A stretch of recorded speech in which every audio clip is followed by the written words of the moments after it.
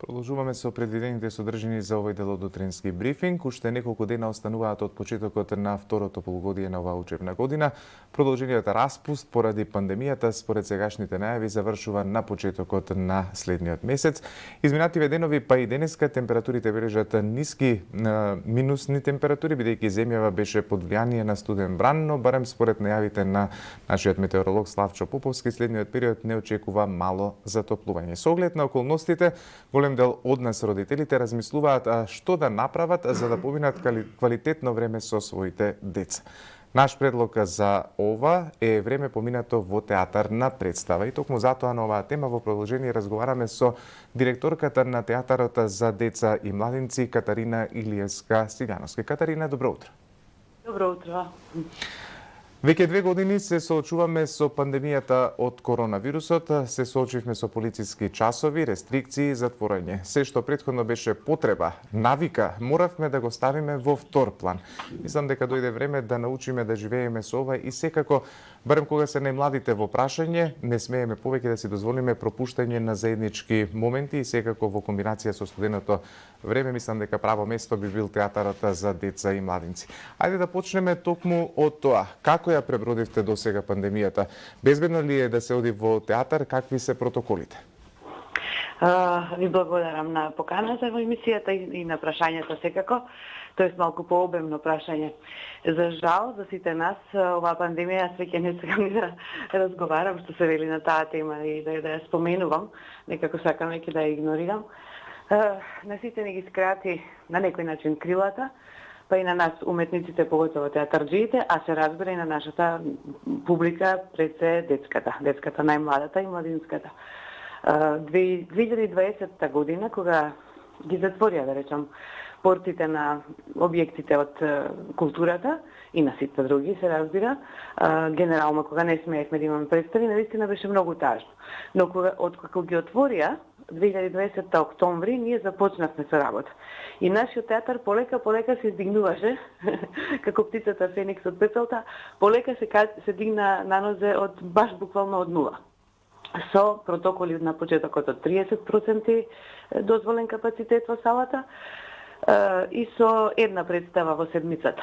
За сега, 2021 и веќе сега е овој месец од 2022 година, нормално со протоколи од 50% дозволен капацитет во салата, со почитување на сите протоколи. За најнапред за поседување се сертификат за вакцина, потоа со дезинфицирање на раце, се разбира задолжително носење на маски внатре додека трае представата, освен за децата од предшколска возраст. И во принцип сите го почитуваат тој протокол. Сега веќе имаме по 3 представи во неделата. Така што нашиот театар, што се вели, освен кога беше забрането да се работи, не престана да работи. 3 пати неделно имаат, 2 пати или 3 пати неделно, во зависност од можностите, во зависност од тоа дали некој ќе се разболи или не. Се разбира, имаме голем избор, голем предлог на театарски представи, затоа и некој ако се разболи, нормално некој актер ако се разболи или од техничките лица или од административните, се разбира се заменува представата со друга, секогаш имаме избор.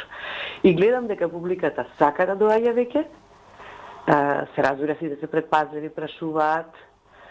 И јас мислам дека во 99% се луѓето што доаѓаат кај нас да ме посетат, дека се задоволни. Децата, освен во театарот за деца и младенци, во зоолошка градина и нормално по парковите и на водно, не знам каде на друго место, во Скопје зборувам, во градот Скопје би ги носеле. Така што јас мислам дека е безбедно. Ете, ние во континуитет работиме, сега во четврток, утре конкретно имаме представа стара 20 и кусор години, Убавицата и зверот.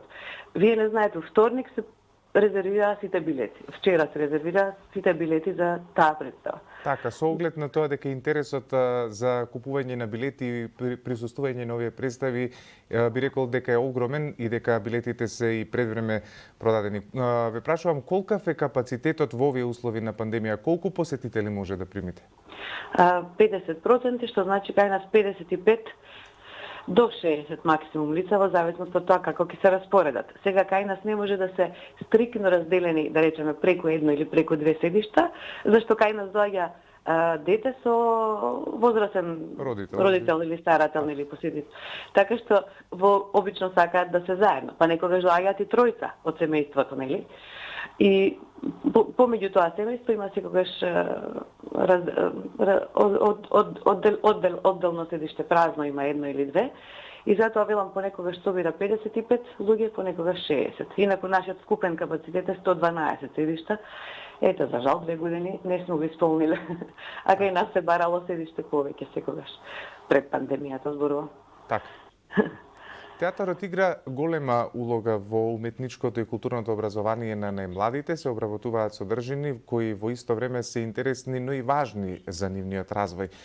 Колкава публика успевате да покриете со овие представи, односно која возрастна категорија е опфатена? Најчестата наша публика е од 3 до 10 години. Во најголем број доаѓа таа публика. Се разбира, најголем интерес, најголема радост имаат најмалите дечиња, затоа што, еве, јас имам детенце од 9 години што туку наполни, така што го гледам нивниот интерес како се менува со многу брзо. На половина година или не знам, помеѓу 7 и 8 веќе има разлика. Затоа што со овие модерните електронски нели како да ги наречам телефони, таблети и така натаму, гледаат разни работи, се и се што. Веројатно таму има некакви поразлични работи отколку театарската магија и децата бараат се повеќе и повеќе поразлични работи. Затоа велам најинтересни бајките, представите театарски се на најмладата возраст. Помеѓу 3 и 6 години децата дефинитивно уживаат. Меѓутоа има голем број на тоа е нека таква отприлика статистика направена. Меѓутоа има некој голем број на деца помеѓу 7 и 10 години кои што исто така се пресрекни да дојдат во театар. Нормално, вклучувајќи го и моето дете и низините другари, да ги остават на час, два телефоните кои што, пак ќе речам, нудат многу различни содржини кои за мене се така нонсенс, но тоа е модерното време. Тоа е модерното време и мора да се почитува и тоа.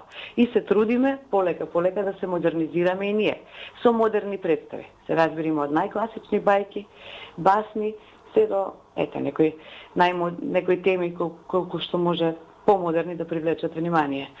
Да, тука јас би додал, така, да. Третирате едукативни содржини и теми и како врсничко насилство, на пример, представата Силеџија за однос родител. Тоа се веќе младинските представи. Тоа сакам да прашам, зошто овие представи поретко се поставуваат во споредба со другите?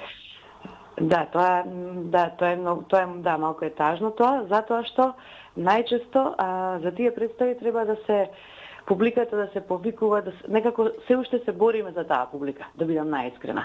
За публиката од 14 години плюс се уште се бориме. Тие представи не се мешаат со детските представи, тие се исклучиво еднаш во седмицата во среда, но ги нема секоја среда. Ги нема секоја среда, ќе речам зошто. Некогаш има интерес, некогаш не. Сега за време на зимскиот распуст не стававме воопшто, затоа што таргетирана ни е средношколската публика со тие представи. И каниме средни училишта, секоја среда е слободна среда за средношколци, значи бесплатно е. И нели сега со распустот нормално не можевме да се обратиме до средните училишта. Еве сега веќе во февруари ќе ги има младенските представи, значи секоја среда од 20 часот. Таа е прекрасна тема со која што се третира врсничкото насилство. Некогаш се одложуваат, освен сега за распустот или за летниот период, заради тоа што се подготвува премиера, да речеме. Или две. Сега во декември, буквално на 25 декември имавме премиера, па уште една друга се подготвуваше пред Нова година. И навистина е гужва со... Не може да се постигне, како да кажам, да се мести, да се разместува сцена постојано, затоа што кога се подготвува една премиера, буквално секој ден по 6 часа барем треба да е опфатена, да се тука актерите на проба и режисерот, разбери, останатата екипа. Некогаш се нема едноставно капацитет физички во театарот, заради тоа. А конкретно сега овие месец дена и пред Нова година нешто, ви велам затоа што беше зимски распуст. Жал ми е што тие представи се уште, еве најискрено, не се бара за нив карта плюс. што се бара за детските представи. Мора некој поголем маркетинг да се направи. Благодарам на прашањето. На оваа тема од оваа година треба подобро да се разработи. За тие представи. Наистина имаме теми многу интересни, како што е силеџија за врсничкото насилство помеѓу средношколците, како Едвард Раце ножици, филмувана тема нели која што на сите ни е позната, како касета представата која што е представа која обработува постоење на некоја си аудио касета, за која што сегашните деца не знаат, ker ми ја викат CD, таа представата со CD-то. Представа како е сега се направи најнова представа Младинска подрум, се вика, што ги обработува темите на запоставените, да речам, кукли, сценографии и реквизити театарски, кои што фаќаат праши на долги години не се играат. Баш театарска представа, театарска тема обработува. Предходно имавме нашиот клас многу добри представи и така натаму и така натаму. Многу добри младинско вечерни представи сме имале, но публиката што сака да гледа вечерни представи, за жал, повеќе би одела, да речем, во театар, во драмски, во останатите други театри, маната комедија и така натаму, отколку кај нас. Некако поголемо внимание ни треба за тие младинските представи. Го зборувам, тоа е 4 години, јас сум на оваа позиција. Се бориме колку можеме и така, малку е потешко. Така, се организираат ли родендени се уште? Знам, онаа пракса, еден период имаше кога сите организира родендени во игротека, а потоа почна да се организираат родендени и во театар, меѓутоа со оглед на протоколите, доколку се организираат, како сето тоа се спроведува. И уште едно прашање од гледачите. Прашуваат зошто оние термини кога еден родител, да речеме, ги откупува повеќето карти и театарот се затвора за организирање на тој роден ден, не се закаже нов термин повторно да се емитува представата за сите други заинтересирани што сакаат да ја гледаат? Знаете како, вака сега првото прашање го заборавив, кое беше. Дали се организираат родендени? Се разбира, да. Значи да, се разбира, поврзано едното за другото. Родендени се организираат, сега почнавме повторно од октомври месец, од сега од минатава сезона, но со многу помал капацитет од предходно, како што ви реков. Сега, ако салата ни собира во моментов, односно ни е дозволено да примеме 55 или 60 луѓе, за роденденците издвојуваме 15 до 20 билети. Не издвојуваме повеќе.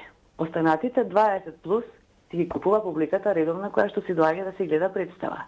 Оно што е специфично сега во овие ковид услови, да ги наречам, за роденденците е што не смеат да доаѓаат родители после роденденот, доколку сака родителот на славеникот да подели торта или оние колачиња, капкейкс или што и да е некој сокче, доколку сака, доколку не сака, си гледаат представа и си заменуваат. Меѓутоа, публиката која што е редовна, другата публика, која што не е на роден, излегува од една врата, што е излезна врата од салата на нашиот театар, и таа сосема на друга страна излегуваат тие родители, на паркингот на театарот, да речеме, паркинг Пелихтер го викаме ние. А роденденците се излегуваат во фоајето, во бифето на главниот театар. Таму се само родителот или родителите на славеникот и неговите другарчиња. Не се мешаат со другите деца. А родителите, за да си дојдат и со славеникот и другарчињата, си одлучиле и си дозволиле сами дека можат да си дојдат. Представата сите ја гледаат без исклучок, школските деца и родителите со маски, се разбира, а таму, освен децата си ги вадат понекогаш маските, помалите поготово, и тоа е тоа, но не се меша со останатата публика. А не е забрането да дојде и друга публика. Тука едноставно наидуваме на неразположение на гледачите кога ќе речете како немате карти. Еве јас ви велам сега да се јавите во 10 часот, отвара билетарата кај нас, за утре се продадени картите. Како да им понудиме карта плюс? Како повеќе од 60 или 55 да им понудам карта кога не смеам? Затоа велиме резервирани се картите. Не ги опфаќаат роденденците сите карти. Ни случајно. Не даваме цела сала на роденденци. Тоа, ако откупи некој цела сала, си има друга цена посебна, според одлука на управен одбор, и се откупува целата сала комплетно. И таа представа не е пуштена воопшто на продажба, воопшто во маркетинг. Доколку некоја фирма, не знам, сака да откупи цела сала со се представа. Така. Тоа си е посебно. Таа представа веќе не ни постои на не се ни продава воопшто. Така, Така сега... што многу ми е жал, наидуваме на тажни, недоволни, да речам, родители и дечиња, но тоа е само затоа што ние не смееме повеќе од 55, па ќе ви речам до 57, 60 преку сила карти да продадеме. Интересот е голем, како што споменавте и вие, картите се распродаваат пред време. Ајде сега да позборуваме за тоа што има во моментов на репертоарот на театарот за деца и младинци, односно што е она што во овој период го поставувате како театарска представа. Во моментов се работи на некако еден вид затворена премиера имавме пред Нова година на една представа, еден многу интересен хрватски текст, Лажеш Мелита се вика, го режира нашата колешка вработена Драгана Милошевски Попов. Се зборува за едно девојче кое што понекогаш се губи во имагинацијата и не се знае до каде лаже, каде фантазира, каде зборува вистина. И тука главната тема, главната порака би била нели да уживаме во фантазијата, да си фантазираме колку што можеме во животот, но сепак да знаеме каде се границите. Таа се и така ќе се вика, тоа по оригиналниот текст. Во пред крајот на декември на баш на денот на католички Божик имавме премиера на представата Палешка, Палчица, една куклена представа, прекрасна бајка позната на сите нас. Ете, тоа е за најмалата возраст. Значи, помина преубаво, раскошно. Не знам како да ја се бара карта повеќе во секој момент. А сега од петок, сабота ќе започнеме со продукција на една представа која што ќе биде невербална, ќе биде како театар на објекти, на сценки, на импровизации со многу музика и ќе се вика Во детската соба, го режира една режисерка од Бугарија, Милена Миланова, која што живее во Софија и е исклучителен куклар. Сега оваа представа, да речеме Палешка, беше со класични кукли, сунгер се гледаат. А оваа представа, овие ги викаме фестивалски представи, ќе биде со импровизирани кукли. Ќе биде нешто волшебно, магично, нешто поразлично од класична театарска представа, дали со актери или со кукли. Во детската соба се вика и таму ќе се обработува сон на дете и што се му се случува нели на детето во сонот. Таа премиера треба да излезе некаде во крајот на март. Така. Здрави Боже, а оваа Лажеш Мелита ќе ја видиме на виделина сега некаде во февруари месец. Така што ќе имаме, до јуни месец уште 2 активни нови представи, а 2022 ќе започнеме, откако ќе ни одобрат програмата од Министерството за култура, веројатно после летото. Со две нови представи. Една ќе биде младинска, ќе работи Кокан Младеновиќ кај нас во театарот. Еве на сите ни е познат тој режисер како режисер на вечерни представи. Франкенштейн ќе работиме. Така што ние не запираме и со младинските представи, но ви велам, малку подобар маркетинг ни треба за тоа. И еден чех ќе работи исто така, втората половина на годината, чешки режисер, што е навистина досега нема работено кај нас чех. Ете во нашиот театар во 30 години постојање. 30 и кусар. Така.